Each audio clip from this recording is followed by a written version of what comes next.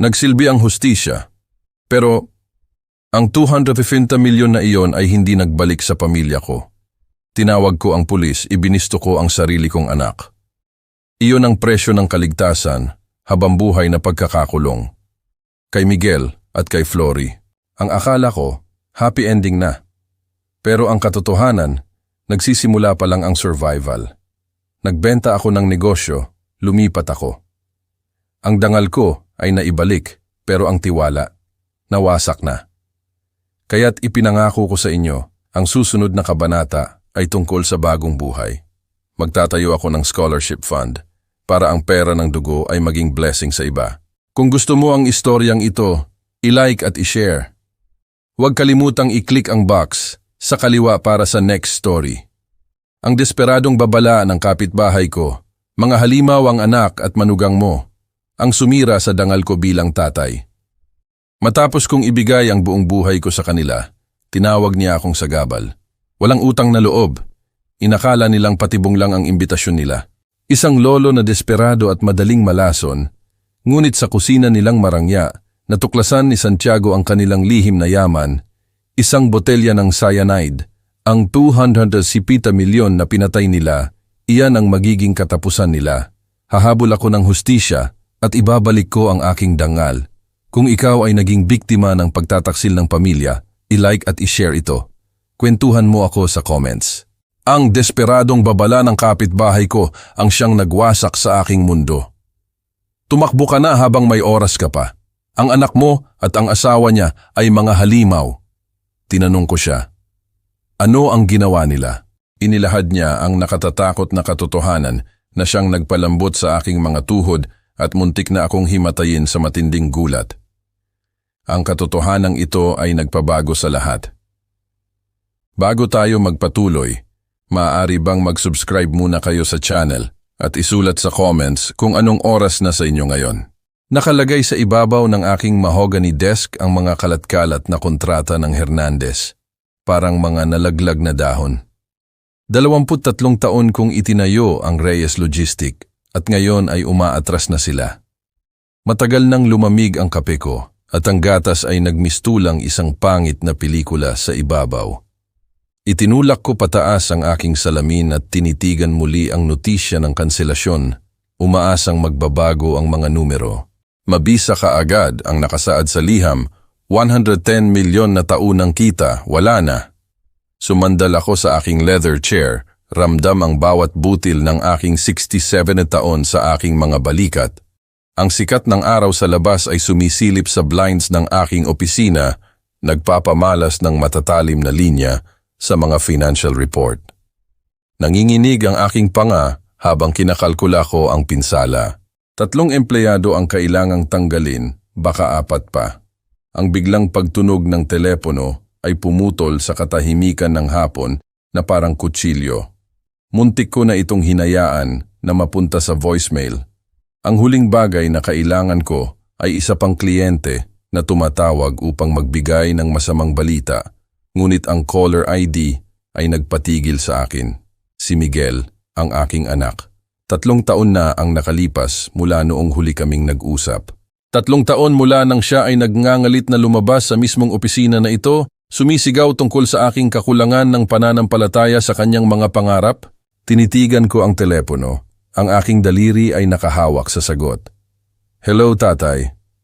Ang boses niya ay mas malambot kaysa sa aking naaalala at tila hindi sigurado.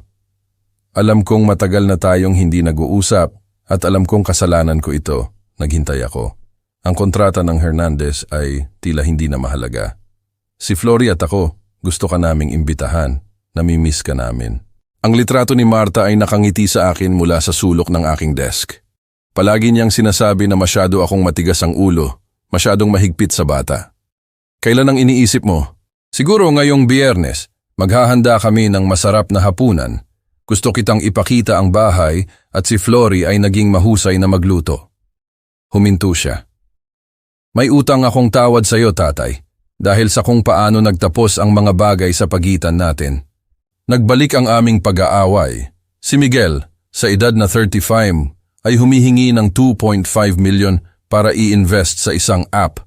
na magpapabago raw sa transportasyon, ang mukha niya nang tumanggi ako nang sinabi ko sa kanya na maghanap ng totoong trabaho sa halip na habulin ang mga pantasya. Hindi mo ako kailanman pinaniwalaan, sigaw niya. Naniniwala ako sa sipag at tiyaga, hindi sa mga get-rich-quick na plano. Sumara ang pinto ng malakas kaya't nagkalansing ang mga bintana. Ang huling litrato ni Marta ay nahulog sa dingding noong araw na iyon. Namimiss din kita, anak. Ang mga salita ay lumabas na mas magaspang kaysa sa aking intensyon.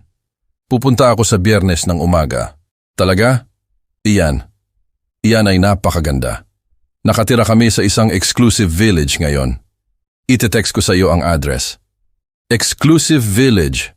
Mukhang naging matagumpay ang bata. Marahil nagkamali ako sa kanya pagkatapos ng lahat. Marahil tama si Marta, gaya ng dati. Pagkatapos kong ibaba ang telepono, umupo ako sa katahimikan ng mahabang sandali. Ang kontrata ng Hernandez ay nakalatag pa rin sa harapan ko, ngunit tila mas maliit ito, hindi na nakasisira. Ang pamilya ay laging mas mahalaga kaysa negosyo. Naglakad ako papunta sa aking kwarto at inilabas ang aking magandang maleta. Ang set na ginamit namin ni Marta para sa aming mga anniversary trip. Mula sa aking jewelry box, pinili ko ang Rolex na iniingatan ko para sa isang espesyal na okasyon. Palagi itong hinahangaan ni Miguel. Para kay Flory, pinili ko ang mga hikaw na diamante na isinuot ni Marta sa aming kasal. Gusto niya na manatili ito sa pamilya. Aabutin ng mga 6 na oras ang biyahe kung aalis ako ng maaga. Maingat kong nilagay ang mga damit sa overnight bag.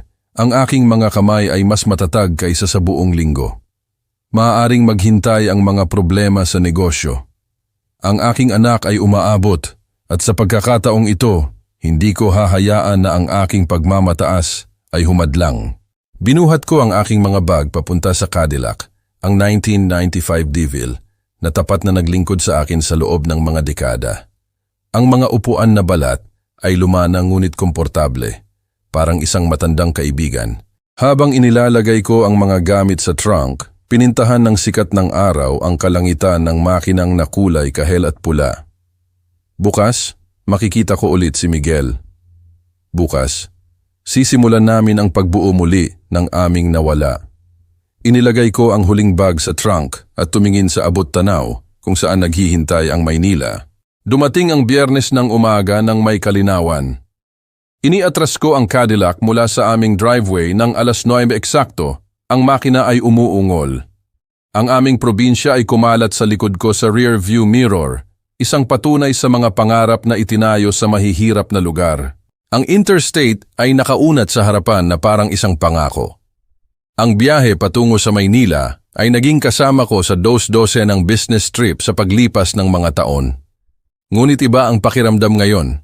Ngayon ay nagdadala ito ng pag-asa sa halip na obligasyon.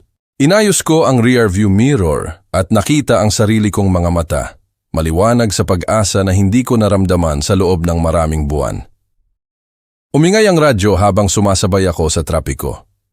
Eagles ang pumuno sa cabin gamit ang Hotel California at nakita ko ang sarili ko na humuhuni kasabay. Nakikipaglaban ang air conditioning sa tumataas na init habang nagbibigay daan ang probinsya sa malawak na desert. Pagsapit ng 11:00, malalim na ako sa puso ng probinsya kung saan ang sibilisasyon ay nauwi sa mga gasolinahan at truck stop. Ang tanawin ay nakaunat ng walang katapusan sa kulay beige at brown na pinuputol ng mga puno. Ang bahaging ito ay palaging nagpapaalala sa akin kay Marta. Gusto niya ang mga biyaheng ito. Sabi niya, ang kawalan ng laman ay tumutulong sa kanya na mag-isip ng malinaw. Ang lahat ng espasyo na iyan ay nagbibigay ng silid sa iyong kaluluwa para huminga, sabi niya.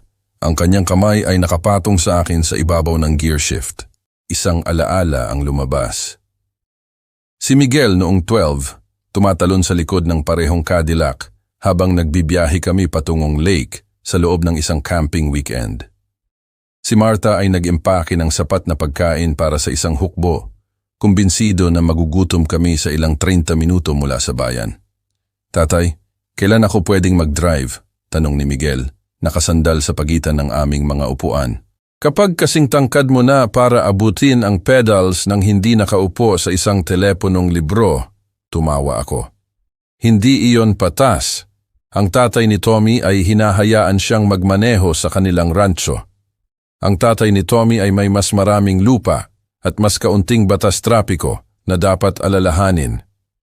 Sa lawa tinuruan ko siyang magtapon ng linya. Ang kanyang maliliit na kamay ay nakahawak sa rod ng may matinding determinasyon. Kumuha ng mga larawan si Marta sa amin na may hawak na isda na masyadong maliit para kainin. Ngunit nag-post kami na parang nahuli namin si Moby Dick. Pagkatapos, tumawa siya hanggang sa umiyak. Pinapanood kami na sinusubukan na magluto ng hapunan sa aming munting campfire. Hindi kayo makakapagsimula ng apoy kung ang inyong buhay ay nakasalalay dito. Hiningal siya sa pagtawa. Nag-aaral kami ng mahahalagang kasanayan sa kaligtasan. Protesta ko. Ngunit tumatawa din ako. Iyon ang mga ginintuang araw, bago ang pagre-rebelde ng teenager, bago ang mga argumento sa kolehiyo, bago ang mga labanan sa negosyo na naghiwalay sa amin. Kailan ba ito naging komplikado?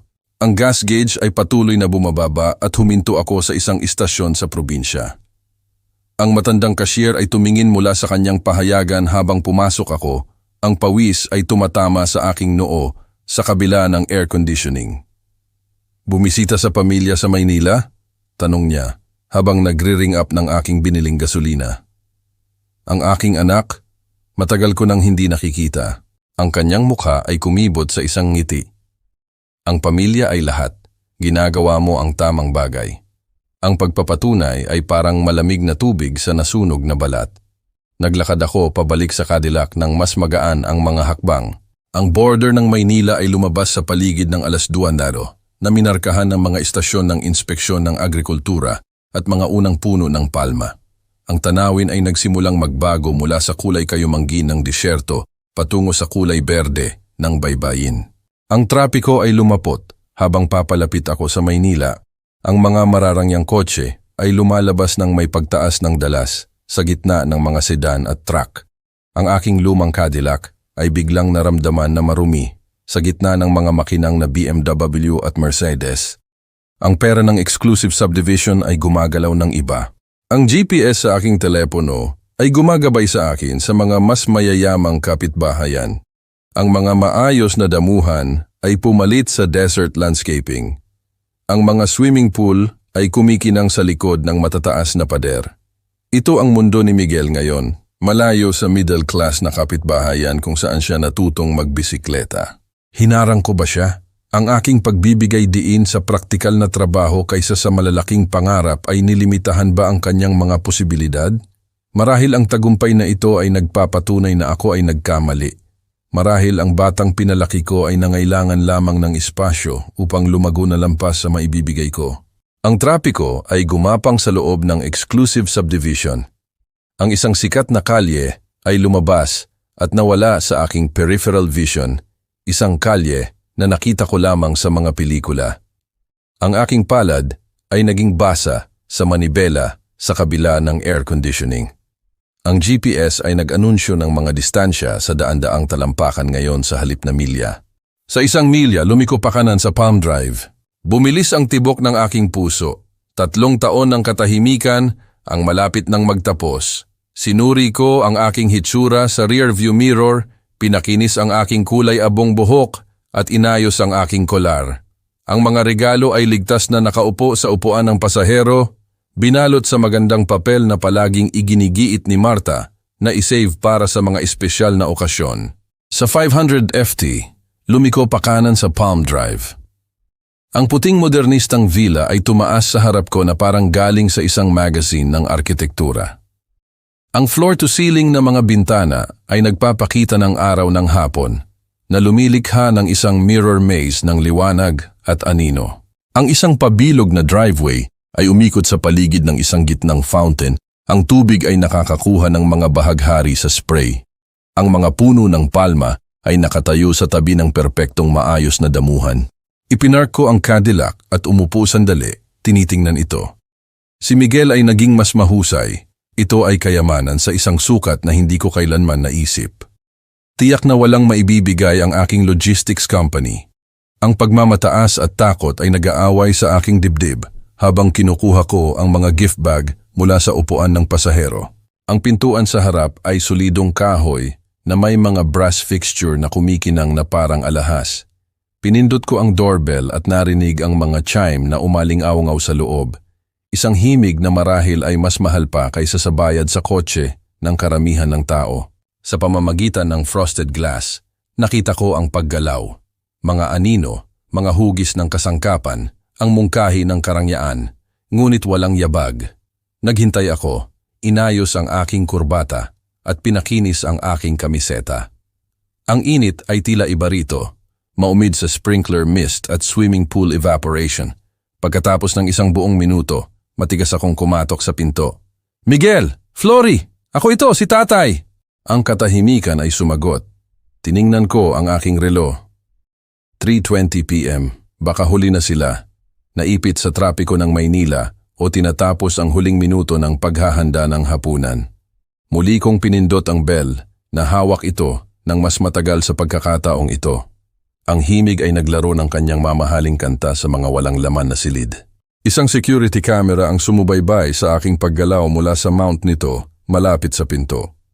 Ang pulang ilaw ay patuloy na kumikislap, nagre-record ng aking lumalaking pagkalito. Kinawayan ko ito ng awkward, nakakaramdam ng katangahan. "Hello? May tao ba?"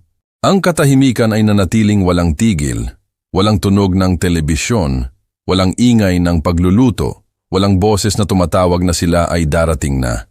Tanging ang banayad na splash ng fountain at ang malayo na hum ng maunlad na buhay ng kapitbahayan. Naglakad ako sa paligid ng perimeter ng bahay, ang mga gift bag ay naging mabigat sa aking mga nanginginig na kamay.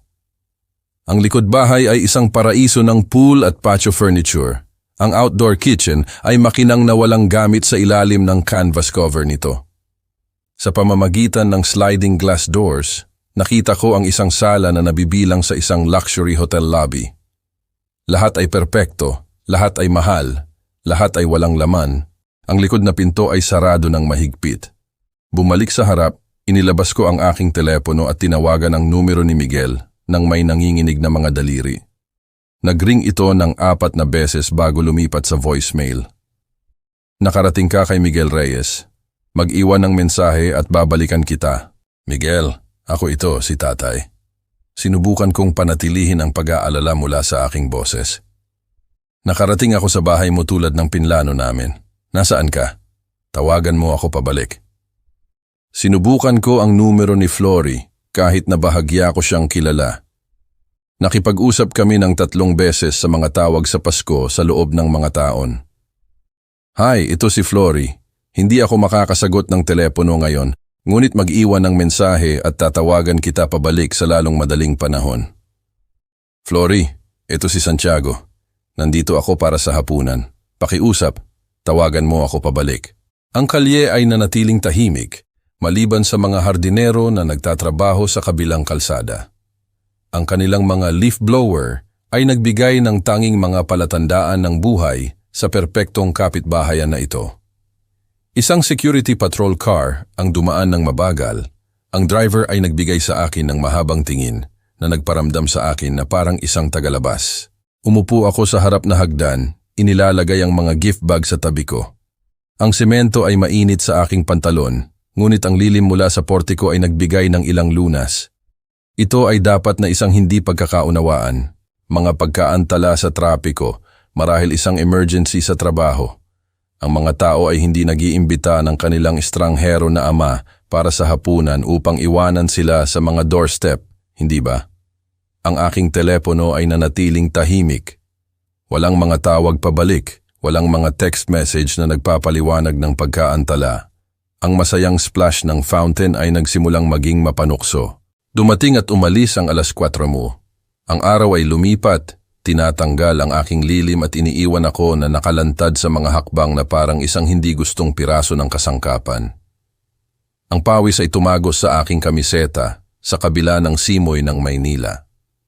Ang aking mga sapatos na balat ay naramdaman na masikip at hindi komportable sa hindi pamilyar na semento. Ang iba pang mga bahay sa kalye ay nagpakita ng katulad na mga palatandaan ng mamahaling kawalan ng laman. Sarado na mga gate, malinis na driveway, ang kakaibang katahimikan ng kayamanan na naghihiwalay sa sarili mula sa mundo. Hindi ko kailanman naramdaman na mas wala ako sa lugar, na nakaupo sa mga hakbang na marahil ay mas mahal pa kaysa sa aking buwanang bayad sa utang. Marahil nagkamali ako. Marahil ang ibig sabihin ni Miguel ay sa susunod na Biyernes, hindi ngayong Biyernes. Marahil ang aking pagkasabik na makipagkasundo ay nagpahintulot sa akin na marinig ang gusto kong marinig sa halip na ang talagang sinabi niya. Ngunit hindi, partikular siyang nabanggit ngayong Biyernes at si Flory ay tila nasasabik tungkol sa mga plano sa hapunan. Ang aking puso ay nagsimulang lumubog patungo sa pamilyar na teritoryo, ang parehong pagkabigo na naramdaman ko nang hindi dumalo si Miguel sa aking ika-eksenta kaarawan, ang parehong guwang na sakit mula nang nilaktawan niya ang serbisyo ng libing ni Marta. Ang mga pattern ay inuulit ang kanilang sarili sa kabila ng pag-asang mga pangako.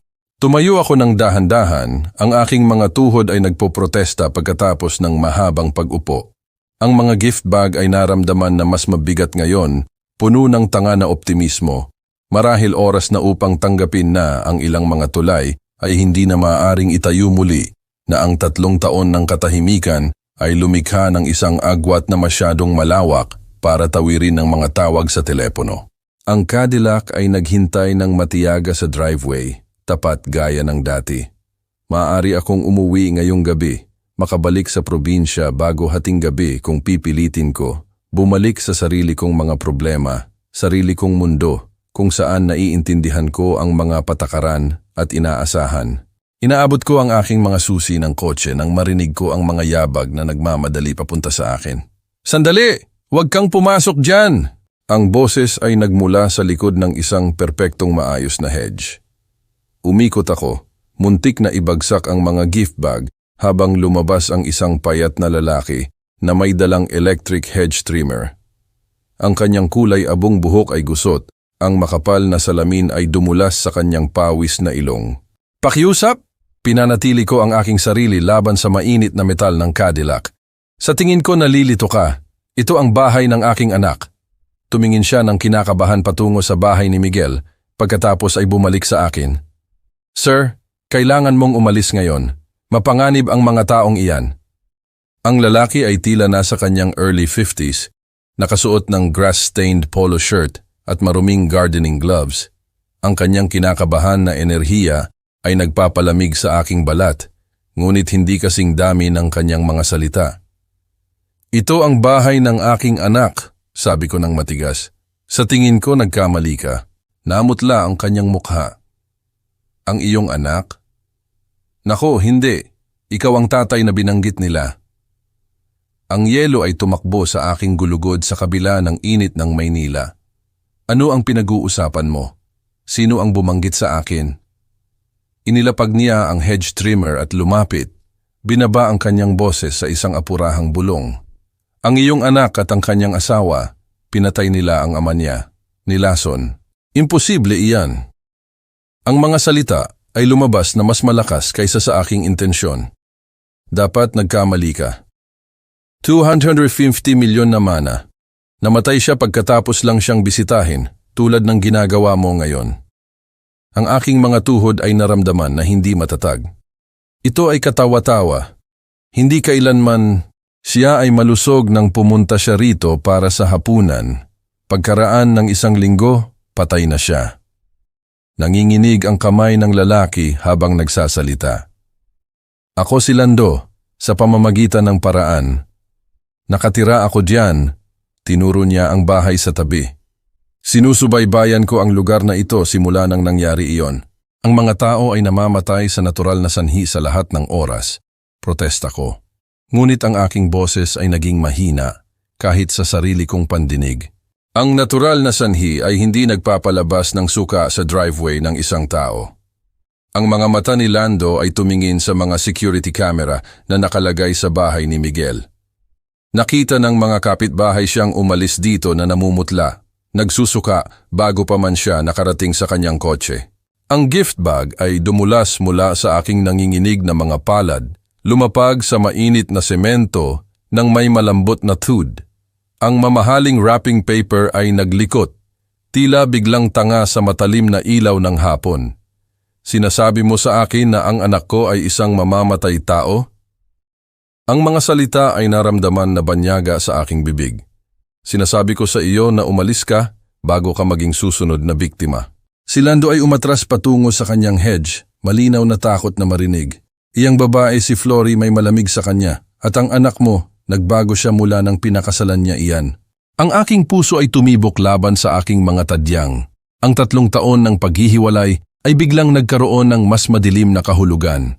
Paano kung nagbago si Miguel? Paano kung ang mga problema sa pera na tinanggihan kong tulungan ay nagtulak sa kanya sa isang bagay na hindi maiisip? Paano mo nalaman ang tungkol sa mana? Narinig ko ang sarili kong nagtatanong.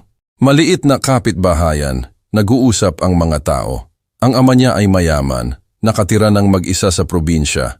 Malusog na 70 taong gulang na naglalaro ng golf 2 beses sa isang linggo. Ang boses ni Lando ay bumaba ng mas mababa pa. Isang hapunan kasama ang kanyang bagong manugang na lalaki at anak na babae, boom, patay sa loob ng mga araw. Ang bahagi ng aking utak na negosyo, ang bahagi na nagtayo ng isang matagumpay na kumpanya sa pamamagitan ng maingat na pagtatasa ng panganib, ay nagsimulang magkatalogo ng mga detalye. Mayamang matandang magulang, kamakailang kasal, bigla ang kamatayan pagkatapos ng pagbisita ng pamilya. Ang pattern ay nagkaroon ng nakakatakot na kahulugan. Ngunit ito ay si Miguel, ang aking anak, ang batang tinuruan kong mangisda, na umiyak ng mamatay ang kanyang isda, na nag-uwi ng isang ligaw na aso dahil tila malungkot ito. Kailangan kitang bigyan ng babala dahil hindi ako mabubuhay sa sarili ko kung hindi ko gagawin, patuloy ni Lando. Ngunit nasabi ko na ang lahat ng maaari kong sabihin. Iyan lang ang magagawa ko. Kinuha niya ang kanyang hedge trimmer at nagsimulang umatras patungo sa sarili niyang ari-arian, nagbibigay ng takot na tingin sa mga kamera na sumusubaybay sa aming pag-uusap. Sandali, tawag ko pagkatapos niya. Paano ang pulis? Ano tungkol sa kanila? Ang mga mayayaman ay namamatay. Nangyayari iyan sa lahat ng oras. Walang investigasyon kapag walang ebidensya. Huminto siya sa kanyang gate. Huwag kang kumain o uminom ng kahit anong inaalok nila sa iyo. At huwag kang matulog diyan. Pinanood ko si Lando na nawala sa likod ng kanyang hedge. Iniiwan ako na may mga tanong na nagpapabaliktad sa aking tiyan. Ang driveway ay naramdaman na parang isang pugon sa ilalim ng aking mga paa. Naglakad ako pabalik-balik sa tabi ng Cadillac. Ang aking isip ay tumatakbo ng mas mabilis kaysa sa aking puso. Dapat na nagkamali si Lando, delusyon, marahil, o nagtatago ng sama ng loob laban kina Miguel at Flory. Ang aking anak ay hindi kayang pumatay. Ang bata na umiyak dahil sa roadkill ay hindi maaaring lasunin ng ibang tao para sa pera. Kaya niya ba? Kinuha ko ang mga nahulog na gift bag, ang kanilang masayang pambalot ay ngayon ay nakakabaliw na maliwanag. Ang Rolex sa loob ay inilaan bilang isang peace offering, isang simbolo ng bagong tiwala sa pagitan ng ama at anak. Ngayon ay naramdaman ito na parang ebidensya ng aking sariling katangahan. 3 taon. 3 taon ng katahimikan pagkatapos ng aming pag-aaway tungkol sa pera. Ano ang nangyari kay Miguel sa oras na iyon? Sino siya? Ang alaala ng aming huling argumento ay bumagsak sa akin ng may bagong kabuluhan. Ang kanyang desperasyon nang humingi siya ng 2.5 milyon. Kailangan ko ang investment na ito, tatay. Nakasalalay dito ang aking kinabukasan. Ang ligaw na tingin sa kanyang mga mata nang tumanggi ako. Pagsisisihan mo ang hindi paniniwala sa akin. Noong panahong iyon, itinuring ko itong tantrum ng isang sirang matanda na hindi natutunan ang halaga ng pagsisikap. Ngayon ang mga salitang iyon ay nagdala ng ibang bigat. Isang banta marahil sa halip na isang hula. Inilabas ko ang aking telepono at sinubukan muli ang numero ni Miguel diretso sa voicemail. Ang mailbox ay puno na ngayon. Ang telepono ni Flory ay nagring ng walang katapusan bago nag-click sa parehong masayang recording na narinig ko 1 oras na ang nakalipas. Nasaan sila?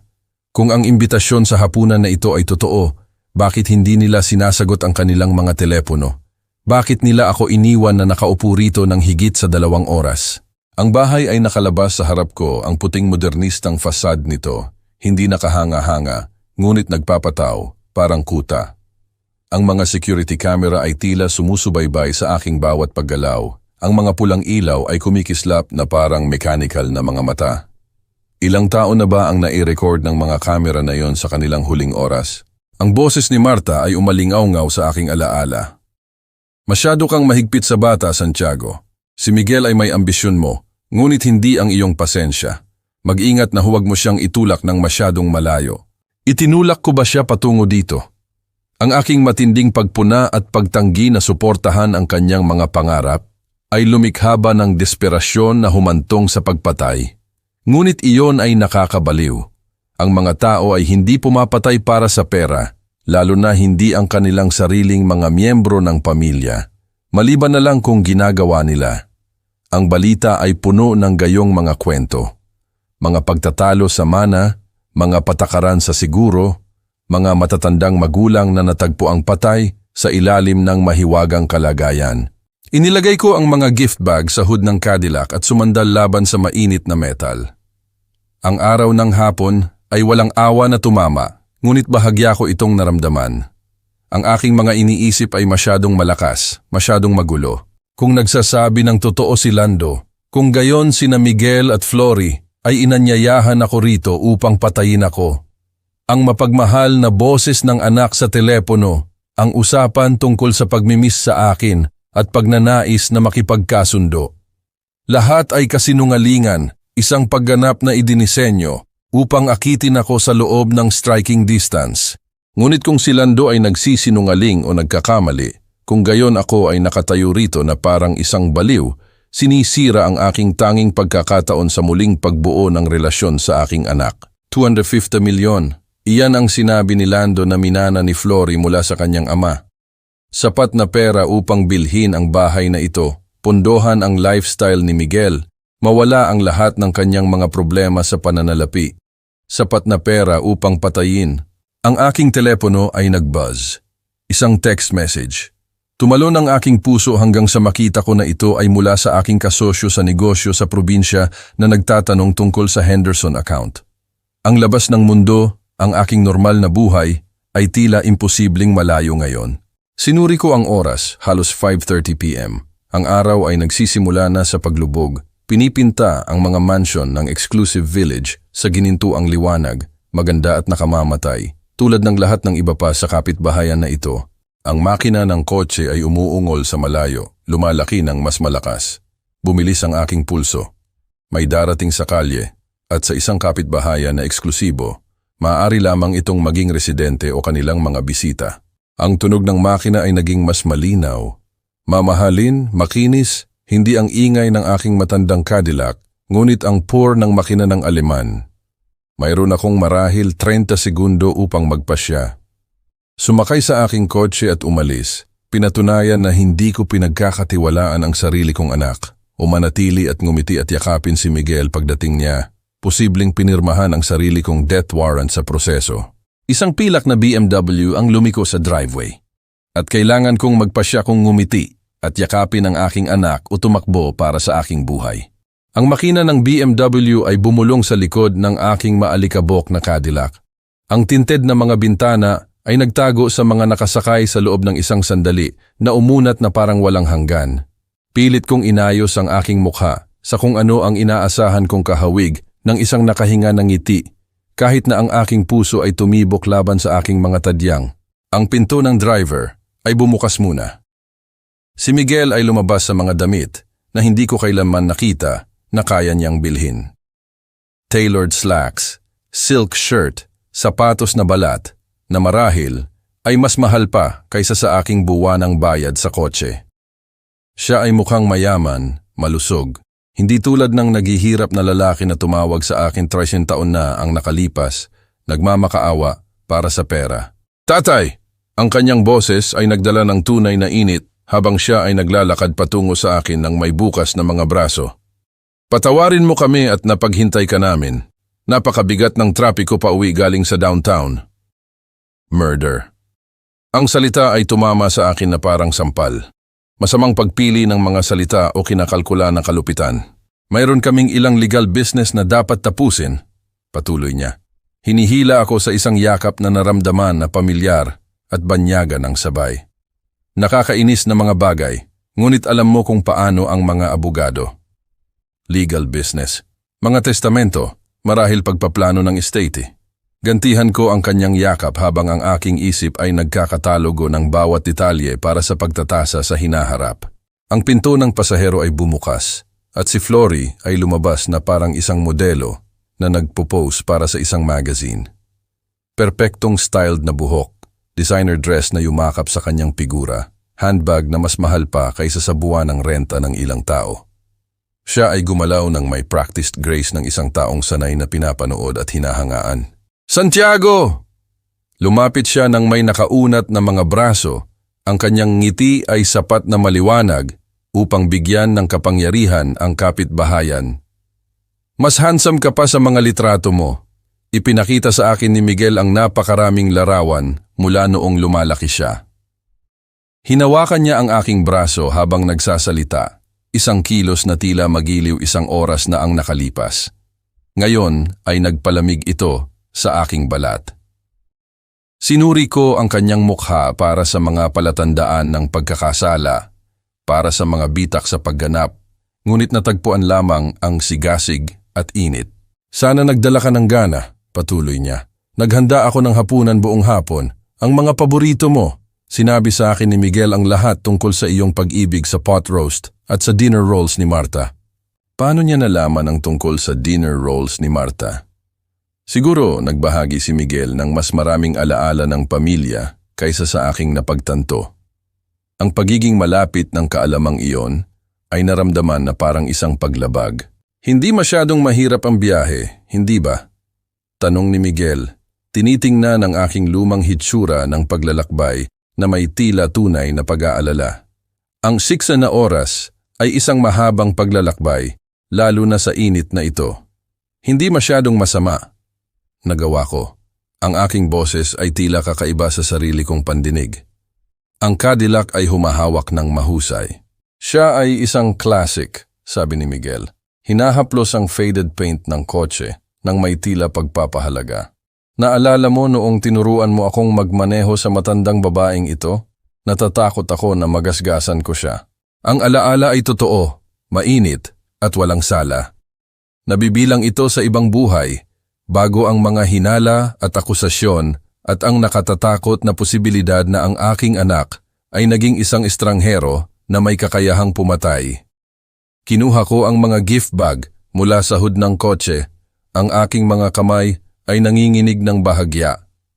Nagdala ako ng isang bagay sa inyong dalawa, maliit na mga tanda lamang. Tatay, hindi mo kailangang gawin iyon. Ang mga mata ni Miguel ay lumiwanag sa kung ano ang tila tunay na kasiyahan.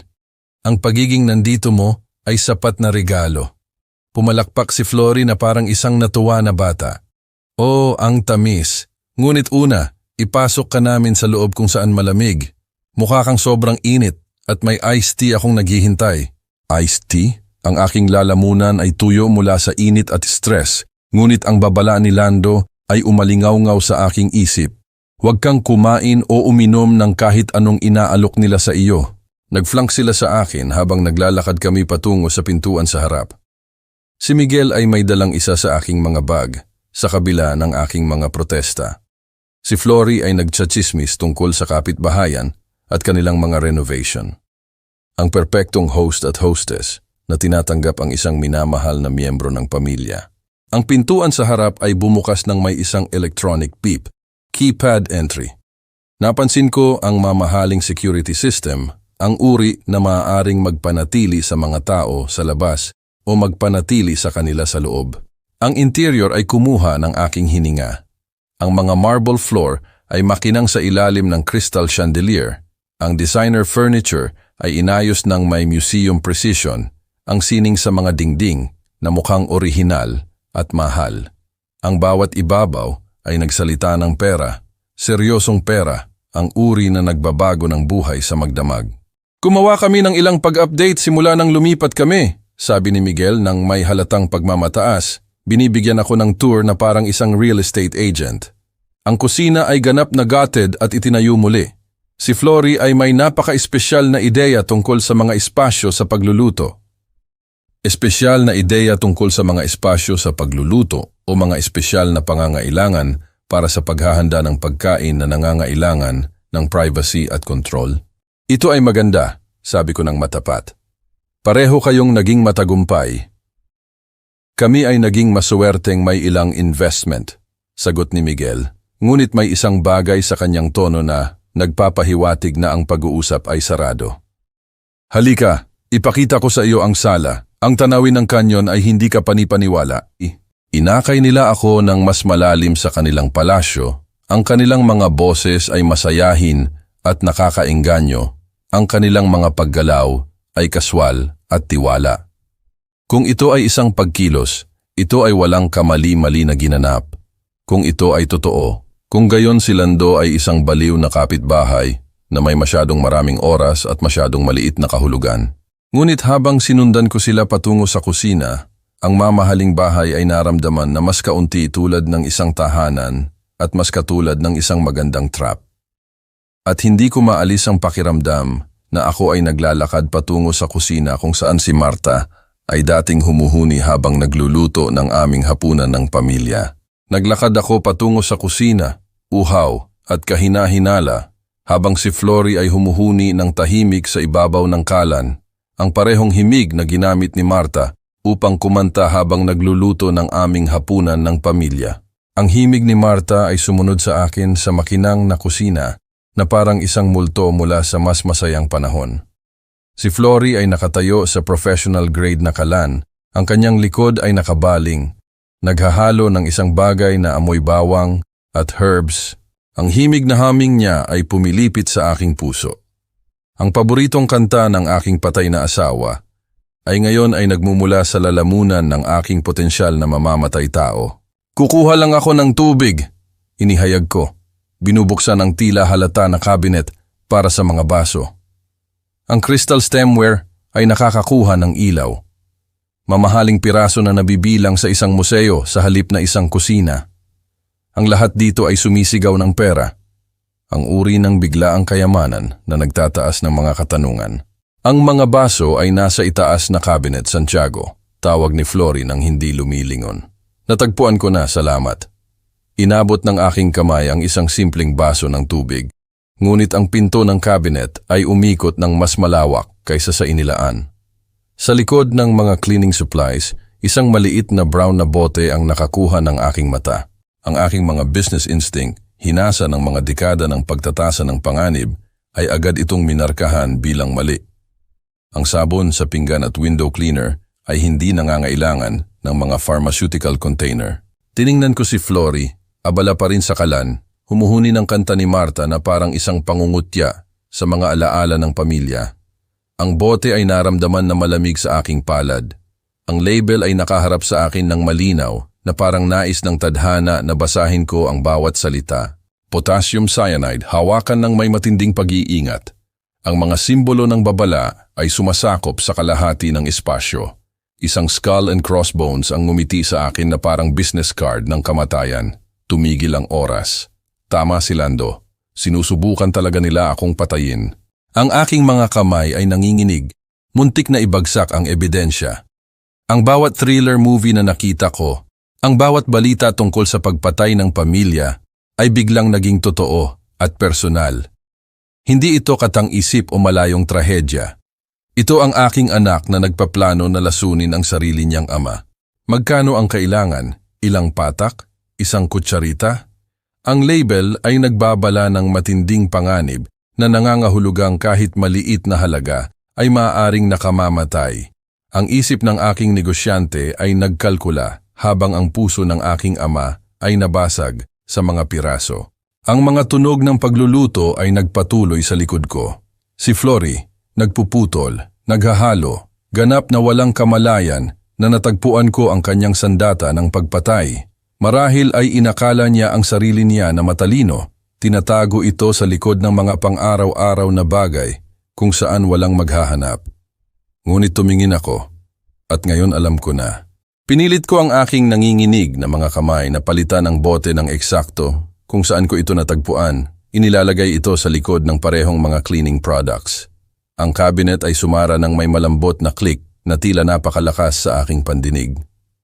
Ang bawat paggalaw ay kailangang lumabas na natural, kaswal, ang mga aksyon ng isang uhaw na biyenan na tumutulong sa sarili niya sa tubig.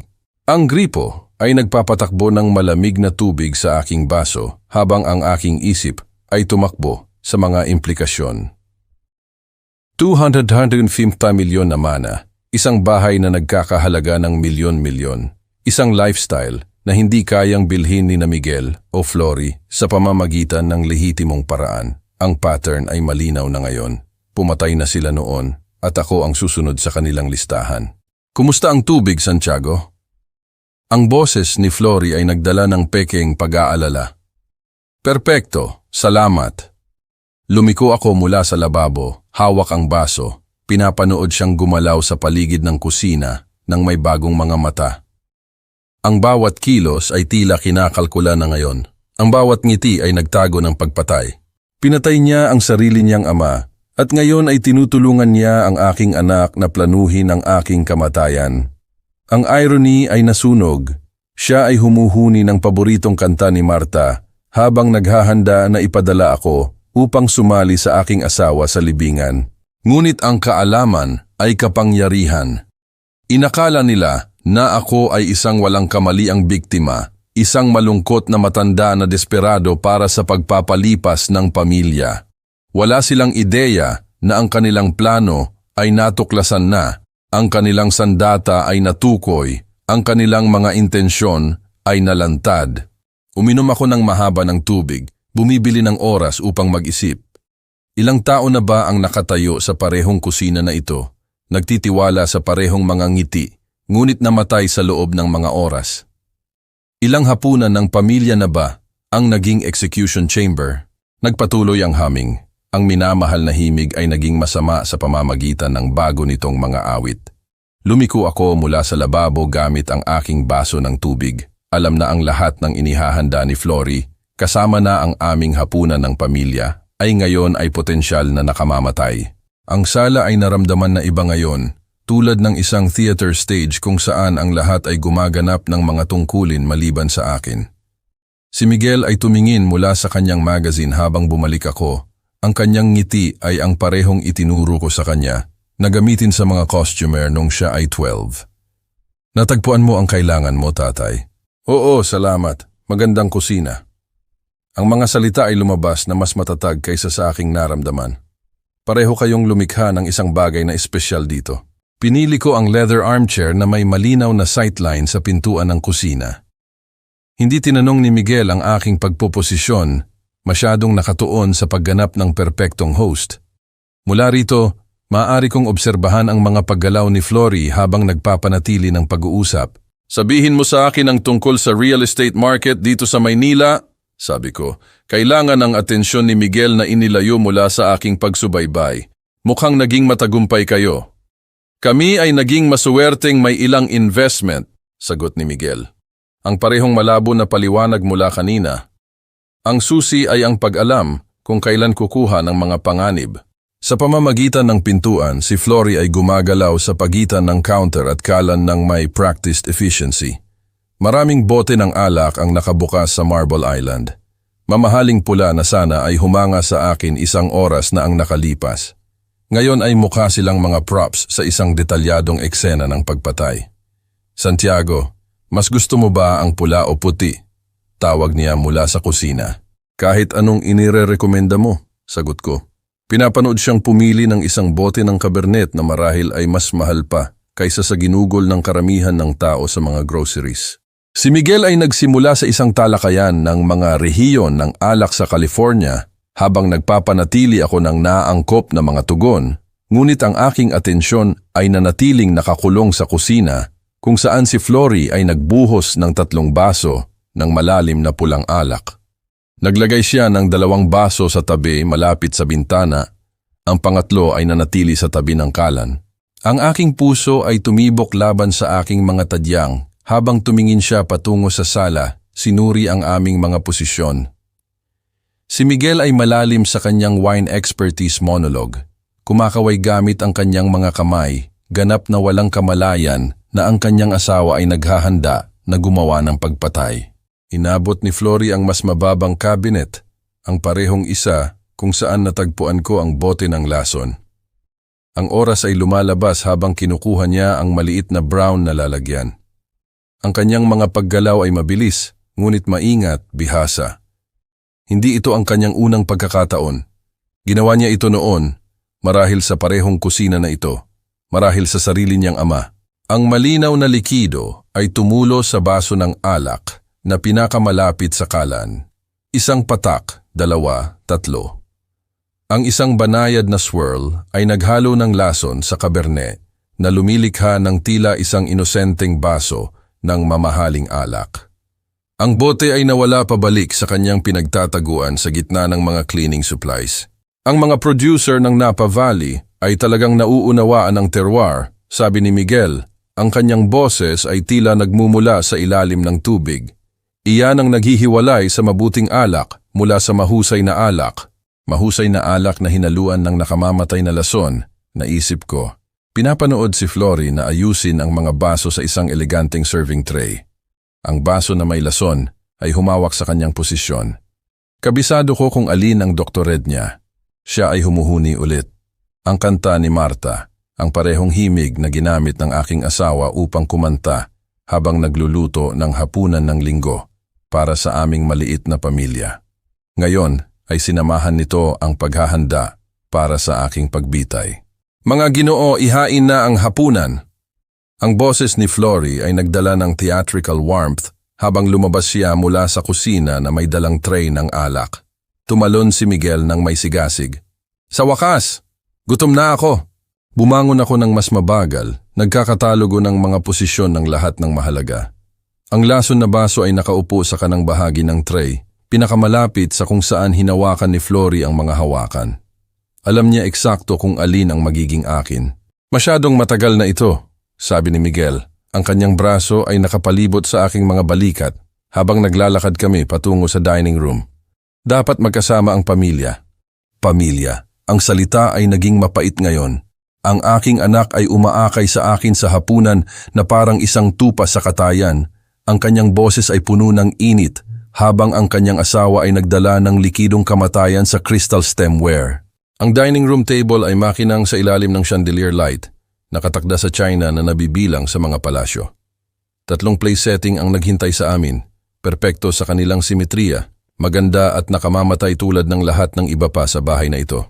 Habang papalapit kami sa dining table na nakatakda sa pinong China na nagpapakita ng chandelier light, inilagay ni Flory ang tray ng mga baso ng alak sa gitna, kasama na ang isa na inilaan upang maging aking huling inumin. Ang mga kandila ay kumikislap sa ibabaw ng polished mahogany habang inutusan ni Flory ang aming pag-upo na parang isang conductor na nag-o-orchestrate ng isang symphony ng kamatayan. Ang dining room ay nabibilang sa mga architectural magazine. Ang crystal chandelier ay nagpapalabas ng mga bahaghari sa pamamagitan ng mga baso ng alak. Ang bawat piraso ng China ay nagkakahalaga ng mas mahal pa kaysa sa lingguhang sweldo ng aking mga empleyado. Santiago, umupo ka rito sa ulo. Nag-gesture siya patungo sa upuan na pinakamalayo mula sa anumang labasan, lugar ng karangalan para sa aming espesyal na bisita. Kinuha ni Miguel ang kanyang posisyon sa aking kanan, si Flory sa aking kaliwa. Nag-flank sila sa akin ng perpekto. Pinuputol ang mga ruta ng pagtakas habang pinapanatili ang ilusyon ng pagiging malapit ng pamilya.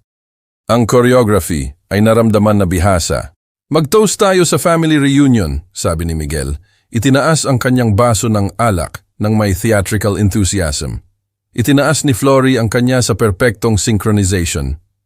Sa pagpapagaling ng mga lumang sugat at mga bagong simula. Ang aking baso ay nakaupo sa madaling maabot. Ang candlelight ay nagpapaganda sa lason na Cabernet na parang likidong rubies, maganda at nakamamatay.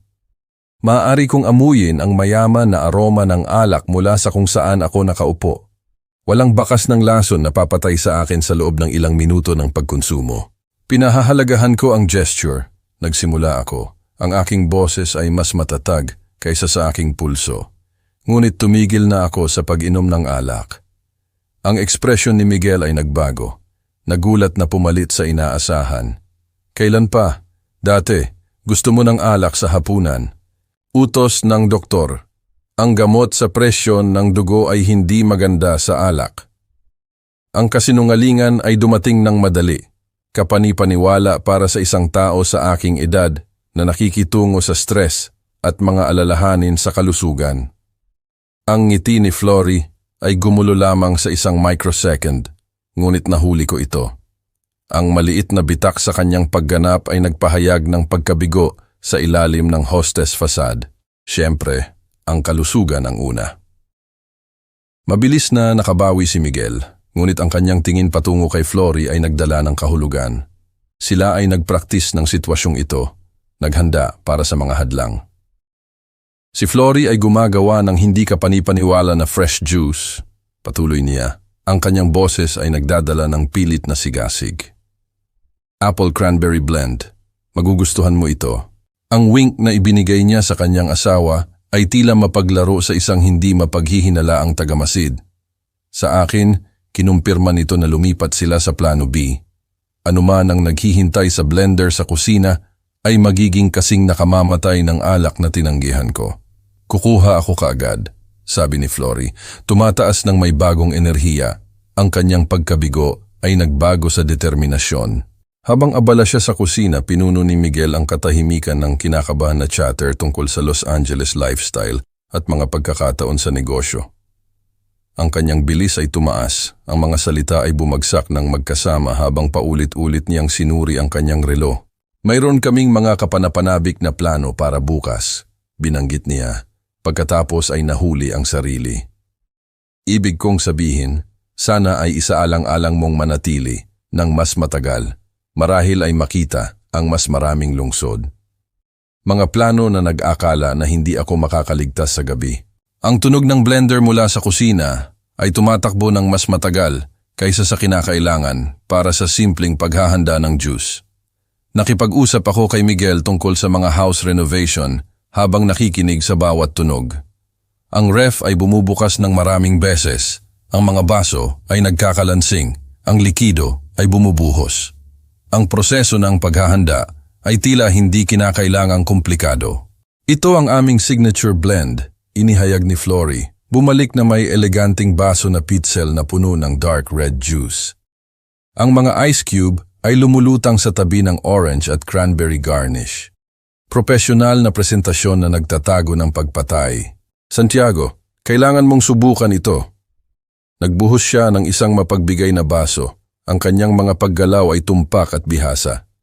Pareho silang nanood ng aking reaksyon nang may intensity na tila mapang-api. Sinubaybayan ng kanilang mga mata ang aking bawat kilos, naghihintay sa akin na itaas ang baso sa aking mga labi. Mukhang masarap, sabi ko ng maingat. Ngunit busog na ako mula sa tubig, siguro sa dessert. Ayokong sirain ang aking gana para sa magandang pagkain na ito. Ang paggigiit ni Miguel ay dumating kaagad. Halika na tatay, tikman lang. Pinaghirapan iyan ni Flory. Ang presyon ay tumaas sa bawat pagtanggi. Ang kanilang desperasyon ay nagsimulang lumabas sa mga bitak sa kanilang pagganap. Ang boses ni Miguel ay tumaas ng mas mataas. Ang mga kamay ni Flory ay tense habang siya ay nakahawak malapit sa aking upuan. Pakiusap Santiago, ang tono ni Flory ay nagdala ng mga pleading undertone. Tikman lang para sa akin. Ang kanyang pagpoposisyon ay naramdaman na predatory. Handa na tumugon kung patuloy akong lumalaban sa kanilang mabuting pakikitungo. Nag-invest sila ng masyadong marami sa gabing ito upang hayaan akong umalis nang hindi kumakain ng kanilang lason. Itinulak ko pabalik mula sa mesa nang may tila nasisiyahan na kasiyahan sa halip na strategic retreat. Pakiusap, kailangan kong gamitin ang restroom bago kami magpatuloy sa magandang gabi na ito. Habang tumayo ako, nakita ko sina Miguel at Flory na nagpalitan ng isang tingin na nagkumpirma kung ano ang alam ko na. Wala silang intensyon na hayaan akong umalis sa bahay na ito ng buhay. Ang hallway ay umunat sa harap ko na parang isang lifeline. Ang mga litrato ng pamilya ay nakahanay sa mga dingding. Graduation ni Miguel, mga litrato ng kasal, bakasyon sa Europa. mga imahe ng kaligayahan na itinayo sa pera ng dugo. Ngayon ang bawat hakbang patungo sa banyo ay naramdaman na sinukat, kinakalkula. Masyadong mabilis ay magpapahiwatig ng takot. Masyadong mabagal ay maaaring subukan ang kanilang pasensya. Kailangan ko lang mag-ayos bago ang dessert, tawag ko pabalik. Ang aking boses ay nagdadala ng tamang tala ng kagandahang asal ng matatanda. Ang pinto ng banyo ay sumara sa likod ko ng may malambot na click. Pinaikot ko ang kandado. Ang tunog ay hindi natural na malakas sa maliit na espasyo. Sa unang pagkakataon sa loob ng ilang oras, nag-iisa ako sa aking kaalaman at aking takot. Ang aking telepono ay lumabas mula sa aking bulsa nang may nanginginig na mga kamay. Buong signal strength, salamat sa Diyos. Nagdial ako ng 911 na may volume na nakabukas sa pinakamababang setting. Pinipindot ang aparato malapit sa aking tainga. 911, ano ang iyong emergency? Ang pangalan ko ay Santiago Reyes, bulong ko. Ang aking anak at manugang ay sinusubukan akong lasunin. Sir, maaari ka bang magsalita ng mas malakas? Nasa agarang panganib ka ba? Oo, ngunit kailangan kong bumulong. Nagtatago ako sa kanilang banyo. Nilason nila ang aking mga inumin 2 beses ngayong gabi ng potassium cyanide. Ang tono ng dispatcher ay agad na tumalim. Ano ang iyong lokasyon? Ibinigay ko ang address, ang aking boses ay bahagya na naririnig sa ibabaw ng tunog ng sarili kong tibok ng puso. Sa pamamagitan ng pinto, naririnig ko sina Miguel at Flory na nag-uusap sa normal na tono. Marahil ay tinatalakay ang aking bathroom break at ang kanilang susunod na paggalaw. Natagpuan ko ang bote ng lason sa kanilang kusina, patuloy ko. Pinanood ko siyang ilagay ito sa aking alak at juice. Pinatay nila ang ama niya sa parehong paraan noong nakaraang taon para sa pera ng mana. Sir, manatili sa linya. Ang mga opisyal ay ipinapadala. May mga sandata ba sa bahay? Hindi ko alam ang tungkol sa mga baril. Ngunit sapat na ang lason. Iniisip nila na ginagamit ko lang ang facilities. Ilang tao ang nasa bahay kasama ka? 2. Ang aking anak si Miguel at ang kanyang asawa si Flory. Naghihintay sila sa akin na bumalik upang subukan ulit. Ang profesional na kalmado ng dispatcher ay nagpatatag sa aking mga nerbiyos. Ang mga opisyal ay darating sa humigit kumulang 20 minuto. Maaari ka bang manatiling ligtas ng matagal? 20 minuto, isang walang hanggan kapag nagpe-perform ka para sa iyong buhay. Kailangan kong bumalik at kumilos ng normal o maghihinala sila ng isang bagay. Ang mga lason na inumin ay nasa dining table pa rin. Ang bote ng cyanide ay nasa ilalim ng kitchen sink sa likod ng mga cleaning supplies. Huwag hawakan ang anumang iba pa. Hayaan ang mga opisyal na kolektahin ang ebidensya. Panatilihin ang iyong telepono na madaling gamitin. Ngunit hindi halata. Nag-flush ako ng toilet at nagpatakbo ng tubig sa lababo na lumilikha ng tunay na tunog ng banyo. Sa salamin, ang aking refleksyon ay tila mas matanda kaysa sa aking 27 taon, ngunit ang aking mga mata ay may hawak na determinasyon na hindi ko naramdaman mula nang mamatay si Martha. Paano kung subukan nila akong pilitin na uminom ng isang bagay? Tumanggi sa lahat. Gumawa ng anumang dahilan. Darating ang tulong, Ginoong Reyes. Naiintindihan ko. Babalik na ako ngayon. Ang koneksyon ay natapos. Ipinasok ko ang telepono sa aking bulsa, huminga ng malalim, at naghanda na gumanap sa papel ng aking buhay. Ang walang kamaliang ama, nagpapasalamat para sa pagpapalipas ng pamilya. Walang kamalayan na ang dessert ay ang aking huling pagkain. Ang boses ni Miguel ay dinala sa pamamagitan ng pinto. Tatay, okay ka lang ba dyan? Handa na ang dessert. Palabas na.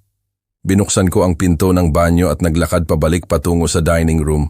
Alam na sa loob ng mas mababa sa 20 minuto, ang bahay ng mga kasinungalingan na ito ay mapupuno ng mga opisyal ng pulisya at ang buhay ng aking anak ay matatapos ng walang hanggan. Ang dining room ay naramdaman na parang isang stage kung saan ginanap ko ang aking huling pagkilos. Nag-ayos si Flory ng isang detalyadong apple pie. Ang singaw ay tumataas mula sa ginintuang crust, na sana ay mukhang kaakit-akit ilang oras na ang nakalipas. Ngayon ay kumakatawan ito sa isa pang potensyal na sandata ng pagpatay. Santiago, ginawa ko ito lalo na para sa iyo, inihayag niya. Ang kutsilyo ay nakahanda sa ibabaw ng dessert. Ang paborito mo, sinabi sa akin ni Miguel. Mukhang napakaganda. Nagawa ko, sinuri ang aking relo ng discreetly. 15 minuto pa, ngunit busog na ako mula sa masarap na hapunan na iyon. Hayaan mo akong mag-digest muna. Ang sigasig ni Miguel ay tila pilit. Halika na, tatay. Kaunting piraso lang. Pinaghirapan niyan ni Flory buong hapon. Tumanggi ako ng may bihasa na kadalian. Sabihin mo muna sa akin ang tungkol sa inyong kapitbahayan. Nakakita ako ng ilang magagandang bahay habang nagmamaneho. Ang real estate market dito ay dapat na hindi ka pani-paniwala. Ang pag-uusap ay bumili ng mahalagang oras, ngunit nakita ko ang pagkabigo na bumubuo sa likod ng kanilang mga ngiti. Paulit-ulit na sinuri ni Miguel ang kanyang telepono, ang pagkakahawak ni Flory sa serving knife ay humigpit sa bawat minuto na lumilipas. Pagkatapos ang kaligtasan ay dumating sa anyo ng mga pinto ng kotse na bumagsak sa labas. Si Miguel ay sumimangot patungo sa harap na bintana. Kakaiba iyan, mukhang maraming kotse. Ang mabibigat na yabag ay tumawid sa walkway. Nagring ang doorbell, sinundan kaagad ng may autoridad na katok na nagpalansing sa mamahaling pintuan sa harap. Kukunin ko yan, sabi ni Miguel. Ang pagkalito ay pumalit sa kanyang dinner party charm. Sinundan siya ni Flory patungo sa pasukan habang nanatili akong nakaupo. Ang aking puso ay tumibok sa lunas at pag-asa. LAPD.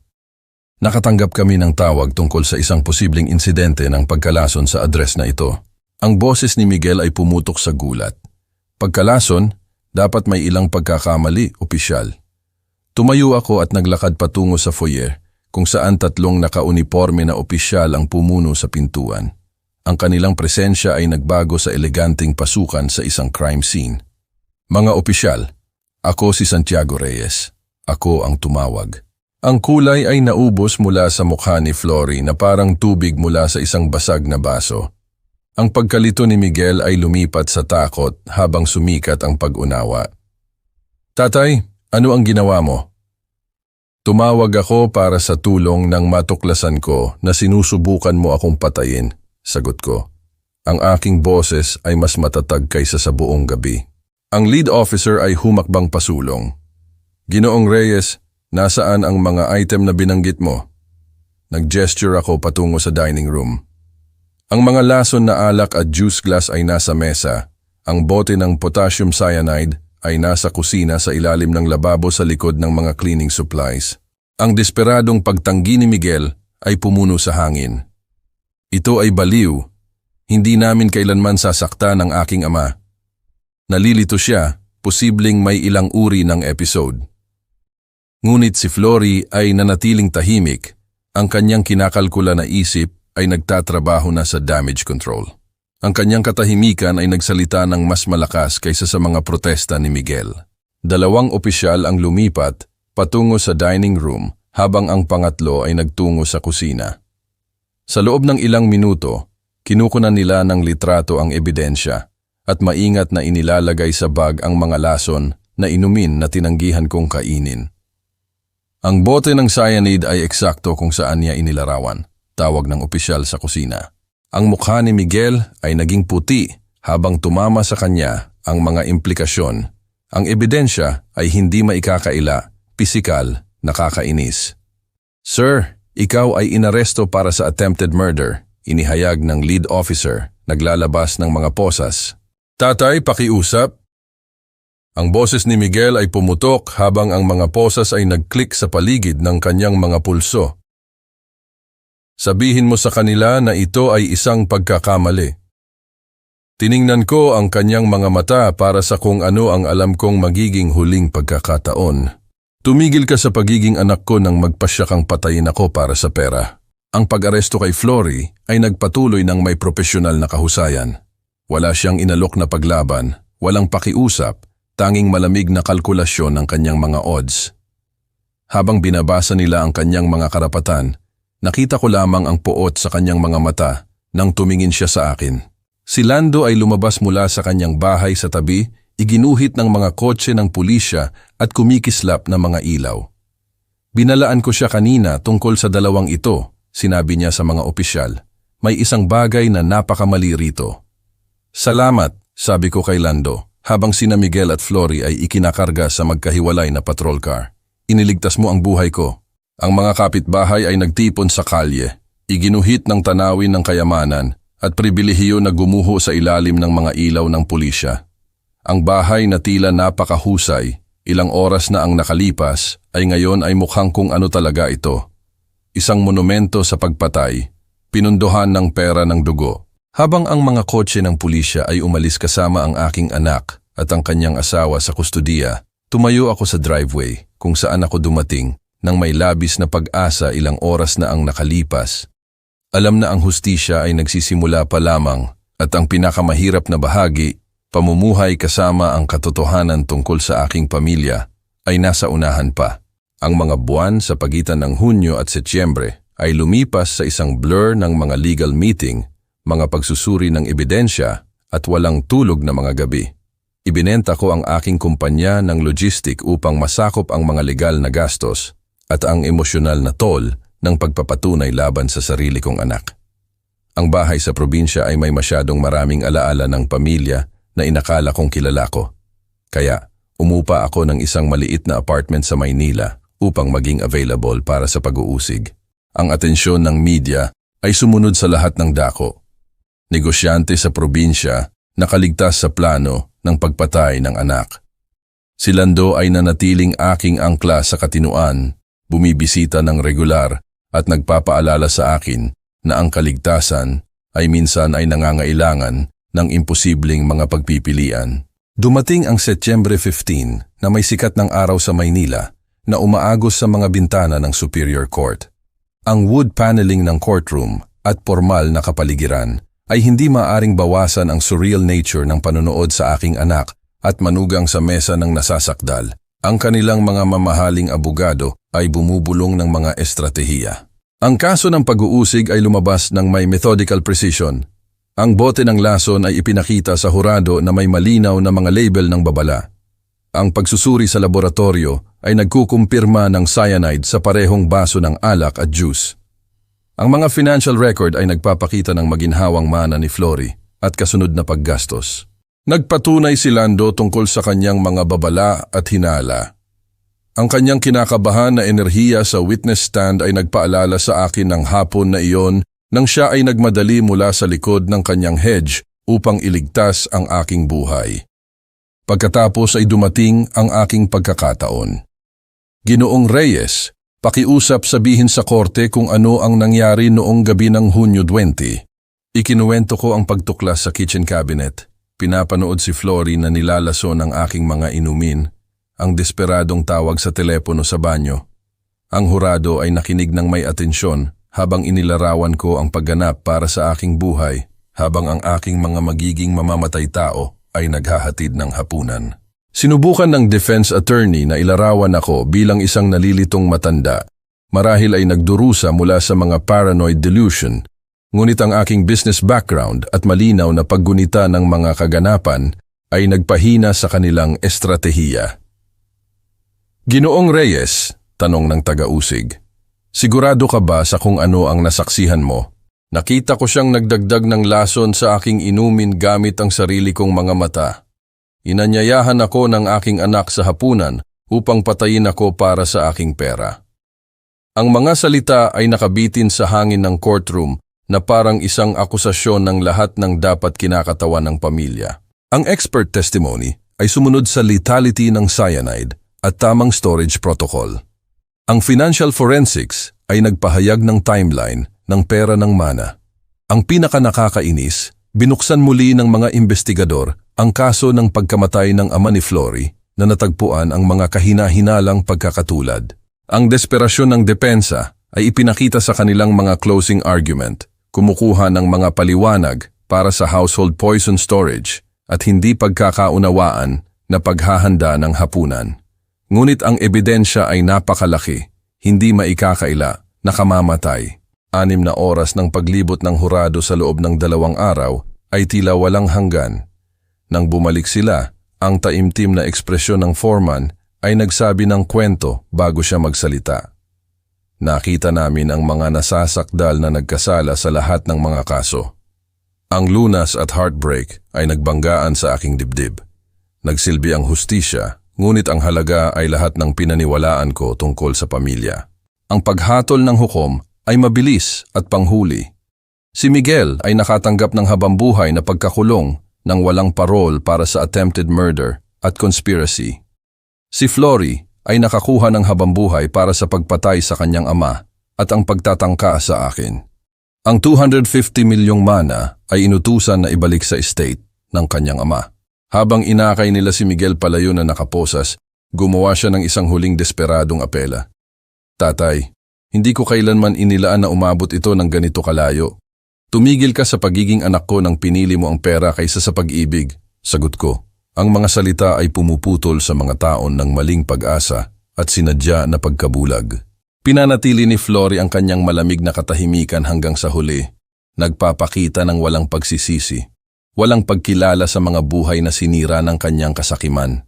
Naglakad ako pababa sa mga hakbang ng courthouse sa sikat ng araw, nakakaramdam ng sabay-sabay na walang laman at malaya. Ang biyahe pabalik sa probinsya ay kumakatawan sa higit pa sa heograpikal na paglipat. Ito ay isang paglalakbay patungo sa kung ano ang nanatili sa aking buhay. Ang tanawin ng desert ay mukhang iba ngayon, mas malinis, na parang ang katotohanan ay sinunog ang mga ilusyon na parang hamog sa umaga. Tinulungan ako ni Lando na mag-empake, nangangako na bibisita kapag nakabalik na ako sa bahay. Ginamit ko ang bahagi ng nabawi na pera ng mana upang magtatag ng isang scholarship fund para sa mga mag-aaral na nag-aaral ng business ethics. Sana ay naaprubahan ni Marta ang paggawa ng pera ng dugo sa isang bagay na nakabubuo. Nakaupo sa aking sala sa probinsya ilang buwan na ang lumipas, napapalibutan ng mga litrato na ngayon ay nagsasabi ng ibang kwento. Naintindihan ko na ang kaligtasan ay hindi lamang tungkol sa pag-iwas sa kamatayan. Ito ay tungkol sa muling pagbuo ng buhay pagkatapos mamatay ang tiwala. Nagsilbi ang hustisya, ngunit ang halaga ay lahat ng inakala kong alam ko tungkol sa pamilya. Natutunan ko na minsan ang pinakamalaking pagtataksil ay nagmumula sa mga pinakamamahal natin. At ang pinakamalaking lakas ay nagmumula sa pag-survive nito. Kung nagustuhan mo ang kwentong ito, pakiusap i-like ang video na ito, mag-subscribe sa channel, at ibahagi ang iyong mga impression sa kwentong ito sa mga komento. Upang makinig sa susunod na kwento, mag-click sa kahon sa kaliwa. Salamat sa panonood, nagsilbi ang hustisya pero ang 250 milyon na iyon ay hindi nagbalik sa pamilya ko. Tinawag ko ang pulis, ibinisto ko ang sarili kong anak. Iyon ang presyo ng kaligtasan, habambuhay na pagkakakulong. Kay Miguel at kay Flory, ang akala ko happy ending na. Pero ang katotohanan, nagsisimula pa lang ang survival. Nagbenta ako ng negosyo, lumipat ako. Ang dangal ko ay naibalik pero ang tiwala, nawasak na. Kaya't ipinangako ko sa inyo, ang susunod na kabanata ay tungkol sa bagong buhay. Magtatayo ako ng scholarship fund para ang pera ng dugo ay maging blessing sa iba. Kung gusto mo ang istoryang ito, i-like at i-share. Huwag kalimutang i-click ang box sa kaliwa para sa next story.